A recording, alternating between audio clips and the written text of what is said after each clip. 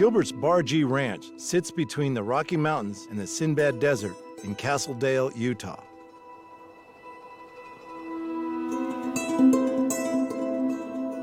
Since the 70s, Duane Gilbert has run a variety of livestock, including cattle and horses. Today, semi-retired, he raises a small herd of Grant zebra. Horses have been domesticated for thousands of years, yet despite how similar they appear, zebra have never been tamed. They've had lions chasing them for thousands of years, okay? Anything new, anything happens, they run.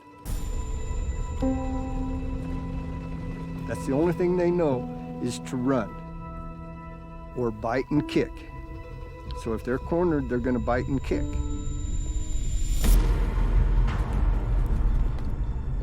I've heard stuff on TV that they've seen instances where a zebra could crush a lion's head. I would believe it.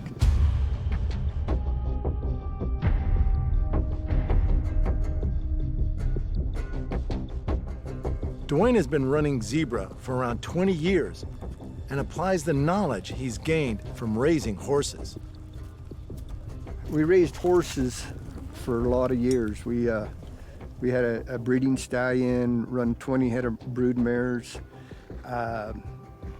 So I understood horses a lot. And a friend of ours in California says, you know, you like horses, you do really well, you gotta try zebras. And so we bought a few zebras and we just really enjoyed them. When we got our first zebras, it was a little bit cold. So I called the zoo and they said, oh, you have to have heated barns and you have to have this and you have to have that.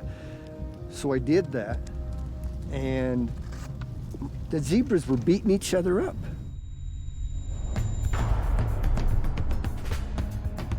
They didn't like being contained. And so when I called my friend, he says, turn them loose. Zebras have to have a place to go. I turned them loose and everything was fine. To an experienced rancher like Duane, handling a zebra herd is not unlike raising other, more common livestock. When we load the babies up, when they're ready to wean, we'll go up to our corrals and I'll feed them up there and we'll put them in a corral. The next day I'll feed outside the corral and I'll just stand at the gate and wait for the ones to come out that I don't want until we have what we want left in there. We go from there into a loading alley and right into a horse trailer. It's like working with wild horses or cattle. They're not broke to lead. You're not gonna just push them in. If you'll notice, I fed my zebras, I strung the hay out. They're just like other animals. They have a pecking order. If you don't string it out, if you've got it all in one container in a feeder, you're gonna have 3 or 4 in there and you're gonna have them kicking and biting and they'll still grab the hay, pull it out of the feeder and eat it off the ground. And so I rather bring it out here where there's some grass and it's a little bit cleaner and string it out, let the zebras find their pecking order and they have a place to run. They have a place to go more than just 10 feet in case something happens. Duane's years owning zebra have made him highly knowledgeable about his striped equine herd. If there's a situation that we have to have a vet here, then we'd sure call them. I've used a couple of different vets. I know more about them than they do, but they're there with their experience and so that they can help do their end of it. As far as bringing them in, putting them in a chute or something, you know, I'm more familiar with them and they just kind of stand back and then when we get them in there, then they're able to do what they can. While many zebra owners raise their unusual pets to be fully domesticated, Duane prefers his to remain wild. I leave them wild for a reason. I don't halter break, I don't bottle feed my baby zebras. When I want zebras in my herd, I want them so that they're scared of me, okay? I don't want one that's not scared of me to where if there's an incident, it's gonna, you know, hurt me. I don't want that. As any other animal, especially equine, you take a stallion, and if they're not scared of you, When they get their hormones, a horse of any kind, you don't know if they can turn on you or at some time bite you. And zebras are the same. And if they're tame, they're not scared of you. And I can take my stallions and they're just like this. Slow down a little bit, bud. You can feed them, they'll come up to you, be right by you when you want to feed them. But if you move, they're gone, okay? I like that. Another thing I like about this is natural out here. There's cleaner grass, they have an area, they're not in a corral where it's chances of infections or stuff. As a practiced rancher, Duane is always alert when working around large animals, especially unpredictable wild animals with a kick that can easily crack a skull.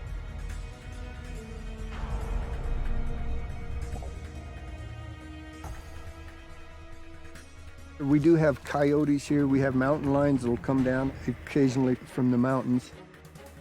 One of the things we have to watch is dogs. A zebra will kill a dog real fast. And yet, if they're in a contained area, the dog will scare them. So that's, again, if they're out here, they're fine. They'll chase a dog down because it's a predator to them, and they're going to defend their babies.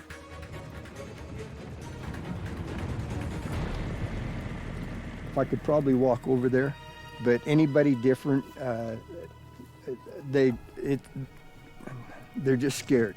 They're leery of anything new, anything, you know, more than one person out here. Zebras are aggressive animals, and fights between males are common and violent.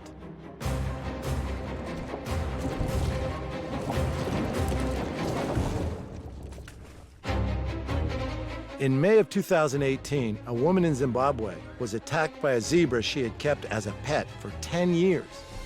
It bit off her thumb and part of one breast.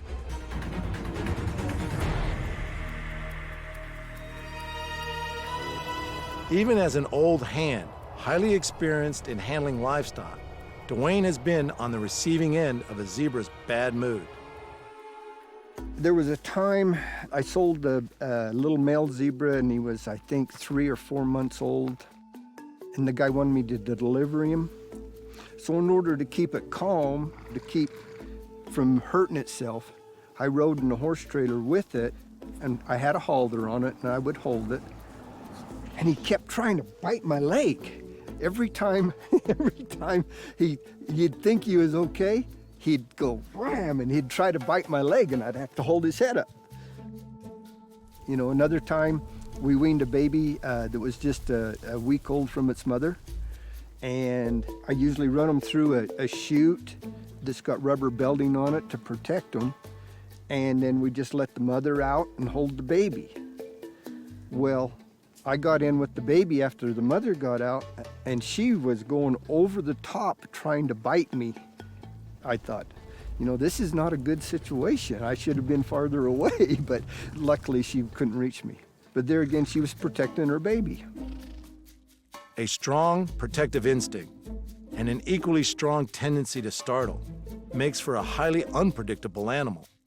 So do zebras make good pets? People want some that are bottle fed.